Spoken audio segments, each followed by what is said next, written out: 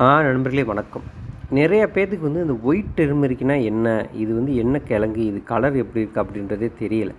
இது நிறைய பேர் மெசேஜ் அனுப்பி ஃபோன் பண்ணி இது எப்படி இருக்கும்? எந்த மாரி இருக்கும்? அப்படின்ற மாரி கேட்குறாங்க.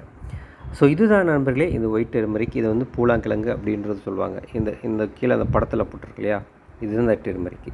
இதை பவுட்ரு பண்ணோம் அப்படின்னா இந்த கலரில் தான் வரும். இந்த கலரில் தான் வரும். இது ஃபேஸ்களுக்கு யூஸ் பண்ணலாம். இல்லை வேறு ஏதாவது நலுங்கு மாவு தயாரிக்கிறது, இல்லை வேறு ஏதாவது ஃபேஷியல் நம்ம பவுட்ரு தயாரிக்கிறதுக்காக இது இன்க்ரீடியண்ட்டாக சேர்த்துக்கலாம். இது மட்டுமே கூட நம்ம யூஸ் பண்ணலாம். இது ஃபேஸுக்கு ரொம்ப ரொம்ப நல்லது. அந்த ஃபேஸில் இருக்க எண்ணெய் ஆயில் எடுத்துரும். அந்த கருப்பு டாட்ஸு இந்த மாதிரி ஏதாவது இருந்தாலும் நீங்கள் தொடர்ந்து யூஸ் பண்ணோம்னா அது கொஞ்சம் கொஞ்சமாக மறைஞ்சிரும். ஸோ இதுதான் நண்பர்களே, இதுதான் இப்படி தான் இருக்கும். இந்த பவுடர் இப்படி தான் இந்த மாதிரி தான் இருக்கும்.